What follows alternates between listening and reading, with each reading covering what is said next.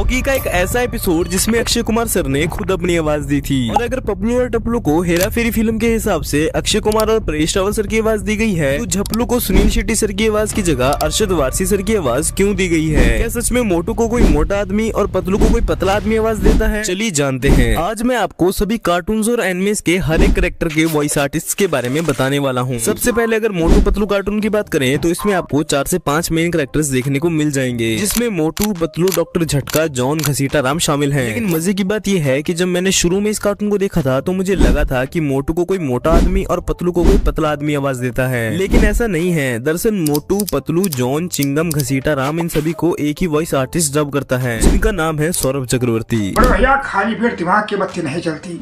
ऐसा है मोटू, जॉन बनेगा डॉन, कौन बोलता है? तो जॉन बनेगा डॉन, जॉन को रोकेगा कौन? ओए मेरे यार ऐसा मत करो यार, कमाले यार, मार छुटिया पापड़ वाले नु। अयो मार चिंगम के चंगुल से बचना इम्पॉसिबल, बोलो तो इम्पॉसिबल।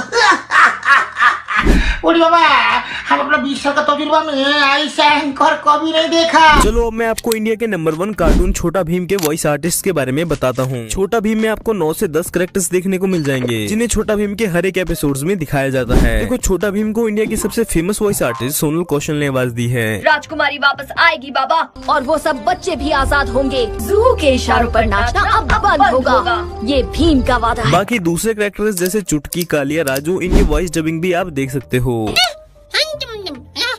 मेरे दद्दू, मैं तो आपको नहीं जानता। मैं तो अपने दोस्तों के साथ ढोलकपुर में ही रहता हूँ। पर छल छाया तो आसमान में कहीं छू हो गया है भीम। उससे असला तो वापस तब लेंगे ना जब पता हो कि आखिर वो गया कहाँ। लो, हम बेकार ही परेशान हो रहे थे।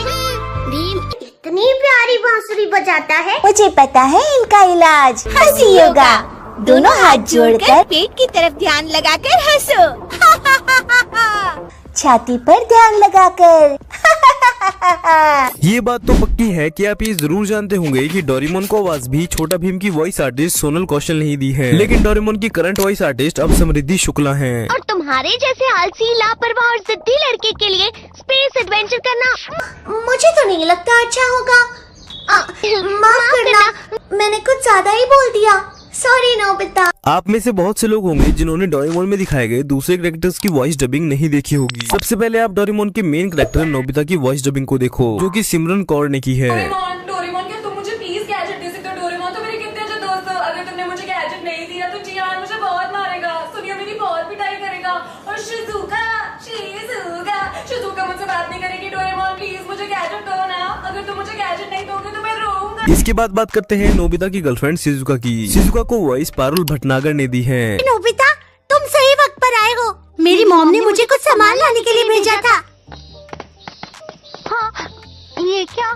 लगता है मैं कुछ सब्जियां लाना भूल गई हूँ। माफ करना, पर मुझे वहाँ वापस जाना होगा। तब तक तुम मेरा यहाँ इंतजार करो। मैंने आपको अपनी पिछली वीडियो में ये बता दिया था कि सोनियो को वजाद हसन डब करते हैं, लेकिन अब करंट में सोनियो को संचित वर्तक डब करते हैं। ये एक लग्जरी बारबेक्यू सेट है जो मेरे डैड दूसरे देश से लाए थे।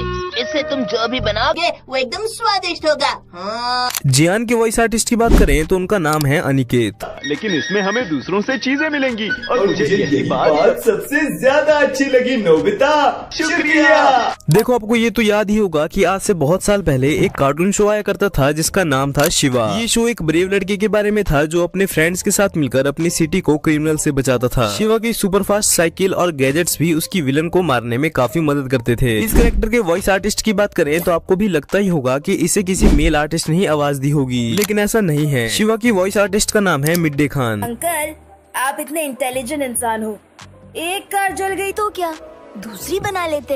अपनी शक्ति का सही उपयोग करना चाहिए। अब हम बात करते हैं पोकेमोन एनिमे के सभी कैरेक्टर के वॉइस आर्टिस्ट के बारे में। सबसे पहले पिकाचू की बात करें तो पिकाचू को सोनल कौशल आवाज देती हैं, जो कि आप जानते भी होंगे। पिकाचू,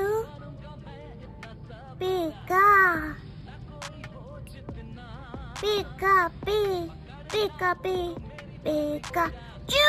बाकी सभी कैरेक्टर के वॉइस आर्टिस्ट के बारे में आपको मैं पहले ही बता चुका हूँ, लेकिन एक कैरेक्टर तब भी बच गया है। उसे जानने से पहले आप ऐश और मिस्टी की वॉइस आर्टिस्ट की मजेदार डबिंग देखिए, क्योंकि ये दोनों हस्बैंड वाइफ भी हैं। चलो कुछ खा के आते हैं।